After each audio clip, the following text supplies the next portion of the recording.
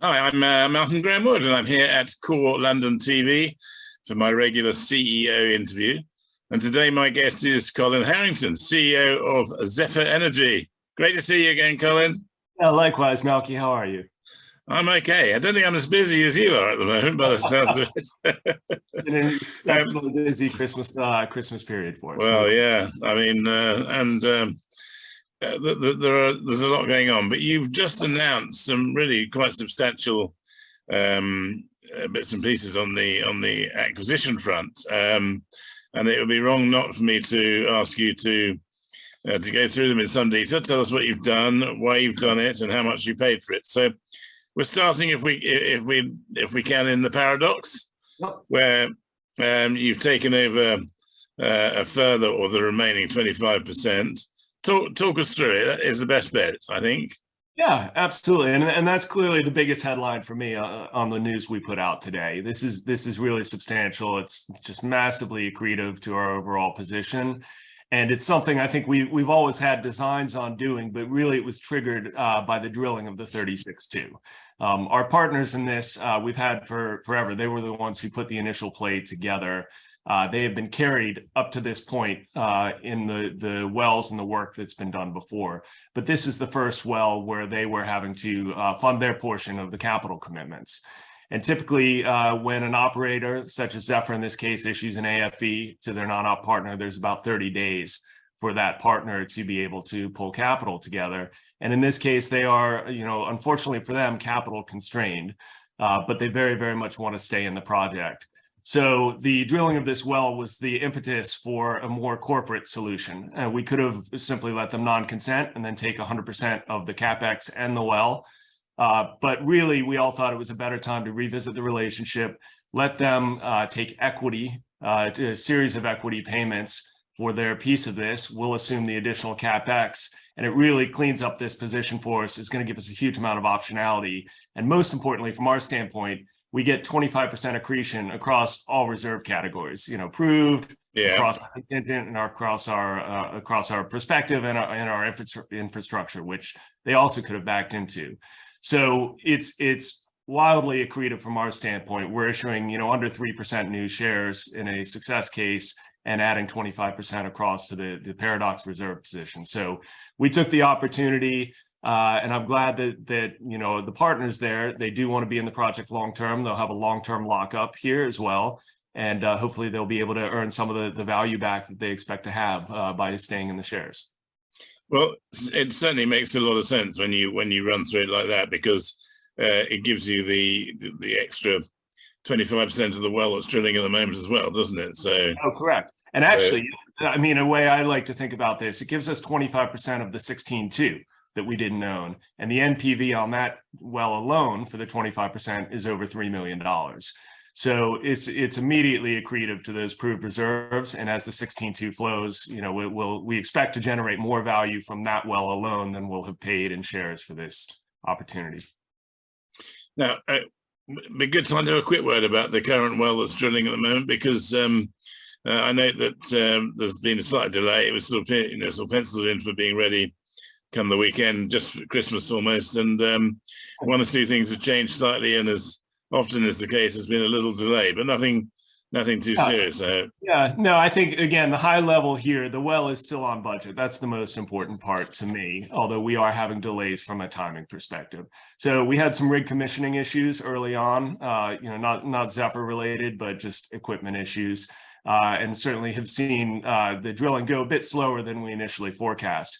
But the other major change, and again, is highly beneficial, is that part of the way through the drilling process, we unexpectedly got another $1 million from the U.S. Department of Energy, specifically to take samples and cores and get additional data from this well. So that's going to extend out the process and the time that the rig is on location. But we think it'll be early in the new year when we'll have everything wrapped up. And we'll certainly keep people informed. I mean, you know how much I hate anything to delay, but I think in this case, it's a good thing. We're really hoping to get good information on the C9 at this location. The data gathering exercise will let us do that. And of course, we'd like to drill the C9 at some point in the future here from this location. So I think it's well worth the extra few days, or extra few weeks in this case, to get to January, but have that data acquired. Is it quite unusual for the government to put money in like this, at such a stage, and what is it they want from it? Well, the federal government owns most of the leaseholding here. The state government is the remainder. And I think they've seen the progress that we've made in, our ambition is to turn this into the next great resource play in the US. I know it's a significant ambition, but that's what we're working towards. And in that case, if we do this successfully, the federal government will receive, 12.5% royalty across everything produced.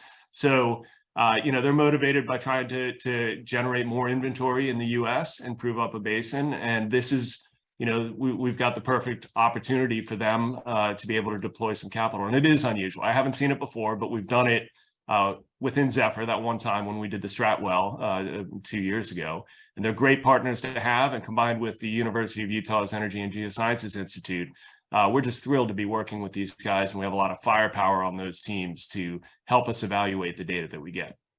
And the Paradox Basin itself is pretty huge, and there's a lot more around it, which you said presumably the federal government would be looking to lease to other people at some stage. It is, and I think you've seen that historically. We've really been measured about how we've approached our land position there, and over the years, we've built up not just around the WSU, but we submitted a lot of land for auction off the federal government. And we've received postage stamps across the basin between our field in the north and the Cane Creek field to the south.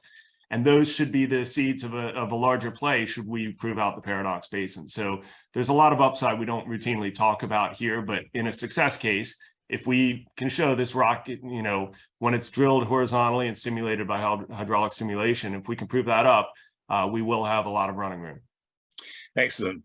Right. Well, I think that does that in terms of the acreage that you bought, what you bought, and so on, and the well. And Malky, I think. Sorry, just not to interrupt, but the one important thing for shareholders to understand when looking at this is we will have more CapEx in the near term now on this well and on the infrastructure improvements we're doing. So we factor that in when we look at overall valuation and what we were willing to pay for this. We include the fact that we're going to be stepping up CapEx pretty significantly over the coming months. And that was part of the equation and why we tried to structure the deal in the way that we did. So more drilling effectively, more exposure to wells and more CapEx, even with this initial well. So it's something that we add on to our own internal valuations when we think about the money that we're committing here. Brilliant. So we move across the Williston Basin, where you've bought some more acreage there as well, haven't you? And you've done that via a loan on that front. So talk about what made the thinking behind that? Sure. Well, it's through cash resources and a bridge loan, which will bridge us to being able to add this into our overall borrowing base. But to step back, the way we view this is we are accelerating our exposure into the Paradox and into larger capital campaigns going forward. We also like to right size our non-op production and have cash flow. The theory is take $1 today, invest it in the Williston, and have $2 or $3 over the coming 12 to 18 months to redeploy in the Paradox. So we thought it was appropriate to bolster this. We really, really like this rock and this operator. It's some of the best packages. It is, I think, the best package we've seen so far. And as you probably know, we took a step back in the summer. We haven't done any Williston acquisitions in the last 6 months, primarily because valuations got pretty hefty. When oil was 120, a lot of this acreage was going for amounts beyond where we could underwrite it. But the market has settled down some. These are wells that have already been drilled with a great operator, and they'll be put on production in January or February, sometime in that time frame. So it was a really nice fit for us. And our bank likes the assets a lot, but the bank can't fund non-producing. It won't extend credit. So these are ducks. These are ducks, yeah. These are ducks. Yeah. And we have a co-investor, which we're hugely familiar with, a lender in this case, who has supported some of the management team in the past on other transactions. They understand this basin very well, and they were happy to step in at a slightly higher interest rate, but not insane at this in this interest rate environment. These are very good terms. we've been able to bridge that, and then we'll ultimately take it out when these wells can be put in the borrowing base. But no equity dilution to speak of, no equity kicker. This is pretty straightforward in terms of a low-cost bridge loan to us, and we're really, really thankful to our partners there for supporting us and helping us bring this on. I mean, it's always been, yeah, I mean, it's good because it's always been non-operated cash flow coming through to the Paradox, and even with a bridge loan, that won't affect that. That'll still be, you know, plenty cash producing. Absolutely. Yeah, if you look at the rest of the portfolio, we've thrown off, you know, roughly $30 million in cash flow in the first 3 quarters of this year. We'll do 45 million of revenues or so for the whole year. So we are really, really happy with how that portfolio has performed, and it has taken our dollars and compounded them significantly, and it's going to allow us to do bigger. Yeah, it hasn't gone unnoticed, and it hasn't gone unnoticed what you said about using it to increase the value of the Paradox Basin, and being able to put more money into that basin, you know, as we go into next year. Yeah, absolutely. Now the directors put a bit of money in.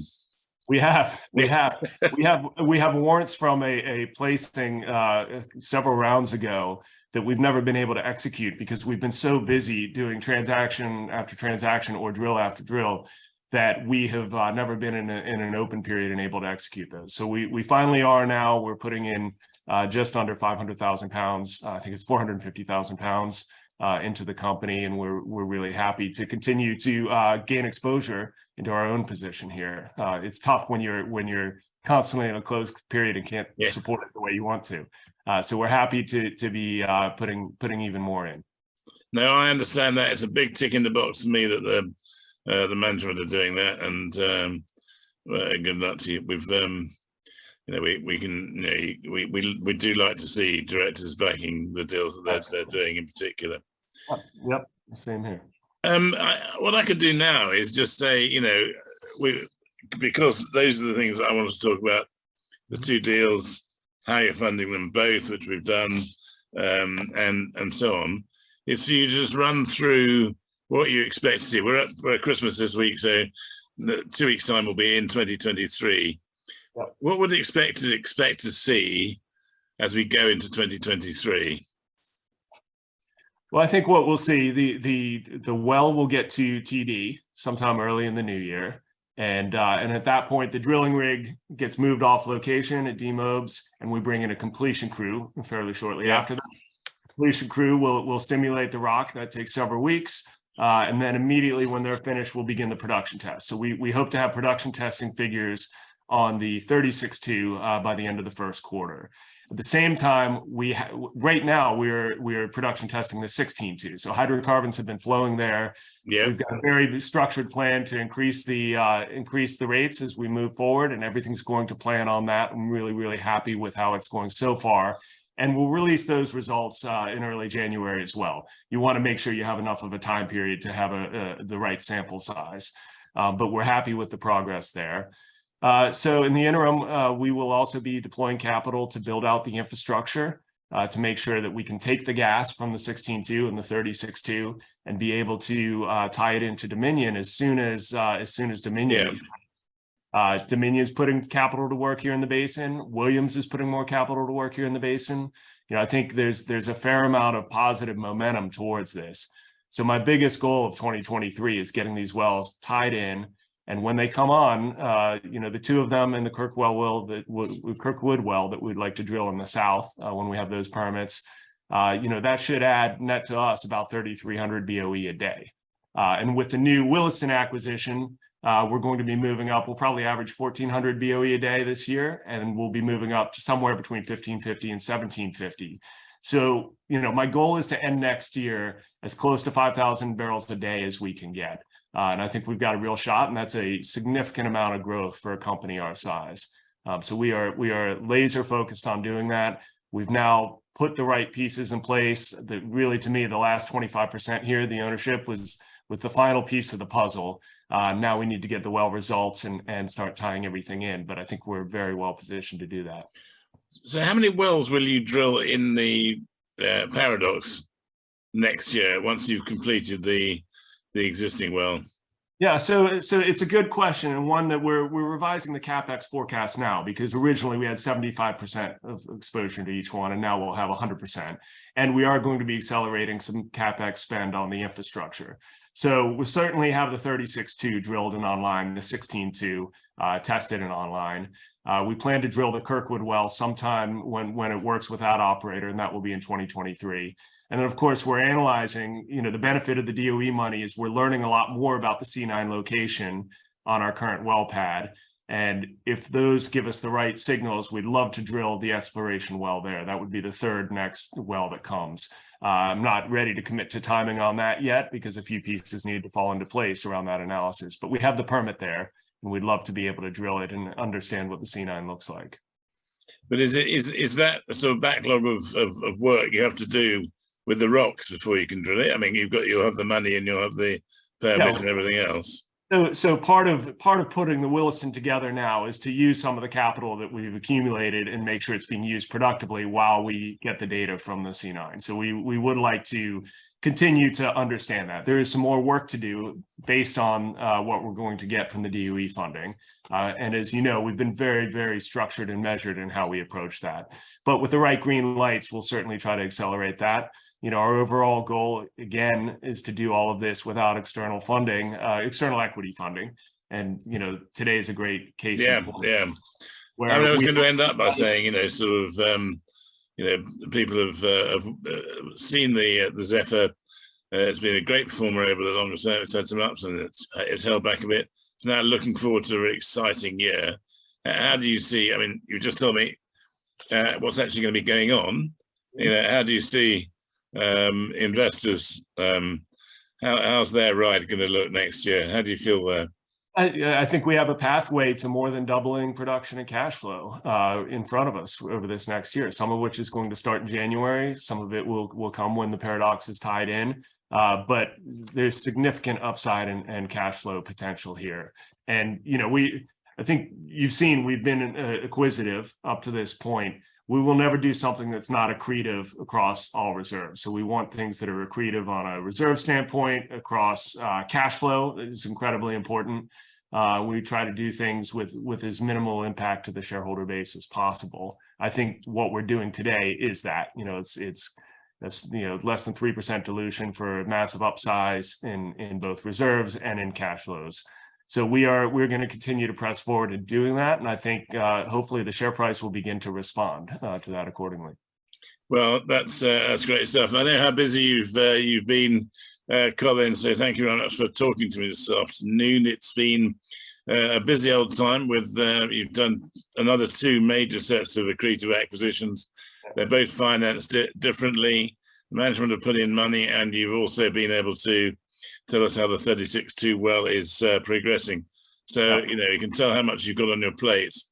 Listen, the people who are really working hard are the 25 guys that are out there on our drill site right now who are going to be there for Christmas in pretty frigid weather.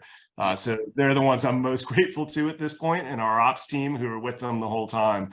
It's tough work, and these are big wells, and they are big projects to manage, but I'm very, very grateful to everybody who's pulling through the holidays to get this done. Yeah, well, thank you to them as well for that, and thank you for joining me. So today my guest has been Colin Harrington, CEO of Zephyr Energy. He's been able to talk us through the acquisitions, the financing, the up-to-date progress on the wells, and everything else for 2023. So thank you, Colin, very much indeed for joining me today. And thanks, Malky. Have a Merry Christmas, Happy Holidays, and the same to you. And to all the viewers, this is may well be the last interview before Christmas. If it is, I'd like to wish everybody out there a happy and Christmas and a prosperous and healthy New Year. So from me, Malcolm Grahamwood, thank you very much and goodbye.